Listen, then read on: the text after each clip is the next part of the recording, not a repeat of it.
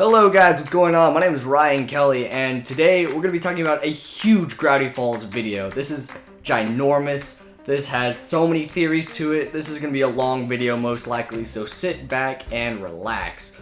But I have a couple of things to say before the video begins. The reason why this video came out a little bit later than I wanted it to is because I was on a skiing trip and I did not have time to watch the episode or to make the video. Obviously, if I didn't watch the episode, I couldn't make the video. But anyway, that is the reason why it is late today. I posted that on my Twitter, and if you're not following my Twitter, then make sure you follow at Masterware100. So without ado, let's begin this huge analysis video of Gravity Falls. Alright, so first of all, I would just like to say I was right. I believed that Stanley was the author, or that Seuss's dad was, but obviously it's not Seuss's dad. That was sort of a kind of an interesting speculation, but more realistically, I was going with the Stanley as the author. But anyway, I would talk about the little Easter eggs that were there, and I'll put those all up on the screen right now. So those are all the Easter eggs from the video. Now I want to talk about the author. I was right. I said that Stanley fell into a portal and he got stuck. And Grunkle Stan was trying to save him, which I was also right about. But anyway, we'll talk more about that later. I actually want to talk about the interesting scene where they're figuring out that Grunkle Stan has a bunch of IDs and that he faked his own death, supposedly. Now, the reason why he might have a bunch of fake IDs is because when he faked his death, he had to get around somehow finding more pieces for the portal, so he had to make fake IDs so no one would know that Grunkle Stan is still alive.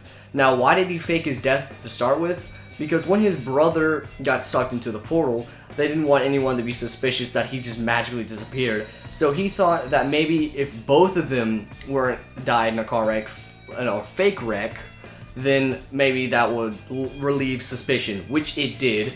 And he still needed some pieces for the portal, so of course he had to go and get some pieces, so he had to make a bunch of fake IDs. So another interesting thing I want to talk to you guys about is the Time Traveler's Pig episode. Now when Mabel and Dipper go back in time, they actually see Stanley in the log cabin. Now what is he doing out in the log cabin? Well, here's the thing. I don't think that was Stanley. I actually think that that was Grunkle Stan trying to get more pieces for the portal, or looking for another book. We really don't know if that was Stanley or Stanford. It could be one of Stanford's fake IDs, but anyway, let's move on. So another thing I want to talk to you guys about is the beginning of the episode. They leave a very subtle hint that Stanley was going to make a cameo in the episode because of this line right here. I tell you, it's unnatural for siblings to get along as well as you do. So you all heard that, right? He mentioned that siblings shouldn't get along. Now, this foreshadowed, of course, the author being his brother and all that, but I also think it foreshadowed even more than that, because maybe Stanley fell into the portal not by an accident but on purpose. Maybe Stanley and Stanford were fighting, and maybe Stanley activated the portal and then he got sucked in, because in one of the pictures that the author drew, it showed someone going through the portal. Maybe this was a regular thing. Maybe Stanley would go through the portal in and out a lot to get things so he can make more research, and that's why that page is there. But maybe one day, Grunkle Stan and Stanley were fighting, and then he let go of the rope or something, and he got stuck on the other side. And that's why Grunkle Stan had to learn everything and refix the portal and everything like that. Alright, so the next thing I want to talk to you guys about is the code at the end of the episode. The code at the end of the episode says, 30 years and now he's back. The mystery is in the Mystery Shack. That is pretty awesome. It's just saying that, well, Stanley has been confirmed to disappear and he's back. So that's a little cool, interesting code at the end of the episode. So the one big question I have is, what was their purpose of even building a portal? Now, you can obviously see when Dipper shines the lights on all three books that it says that he was wrong, he shouldn't have made a portal, and etc, etc, etc. Now, he does mention something about sustaining life. Now, we don't really know what that means. Maybe his dad is dead or something and they're trying to bring him back or something along those lines. We really don't know at this point. I mean, why was it so important that they got Old Man McGucket, Stanley, and Stanford all to help with this portal? Because obviously, as you can see, In the failure or the manual override, there are 3 keys meant to be turned by 3 crew members. So that is pretty crazy stuff. We don't really know why this is here, and they must have known they were not doing something good because they have a manual override. So they must have known it was powerful.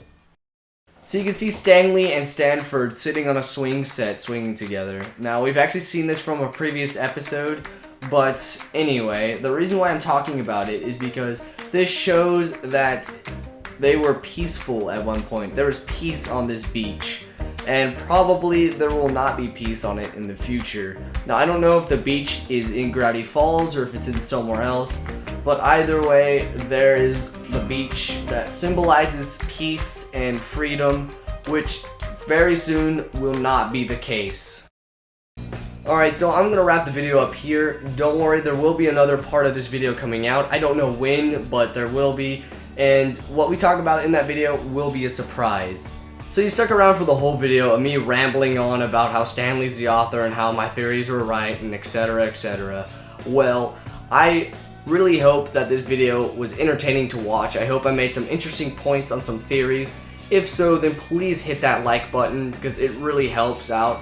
Also, even if you really feel up to it, then please hit that subscribe button. I'm really sorry to do this or to be annoying like this to ask you to like the video and subscribe and stuff like that, but it really does help me create more content and stuff like that.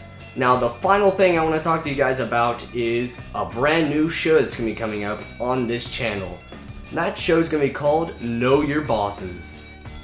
Now, Know Your Bosses is going to be a show pretty much where I analyze a boss fight from one of my favorite games, and I talk to you guys about how to defeat it, the area it's in, and etc. So if you guys are into video games and you really want to see me talk about bosses and give them a rating and have a little cool, interesting intro with the episode, then please go check that out. The link will be on the screen right now. The first episode probably won't come out until a month or so. We really don't know yet because we still have a lot of people writing scripts. We're still working on the intro and everything like that. But once this is all said and done, it's going to be a pretty interesting series that's going to be coming out alongside the Gravity Falls videos. So, thank you guys for watching the video. My name is Ryan Kelly, and I hope to catch you in the next Gravity Falls analysis video.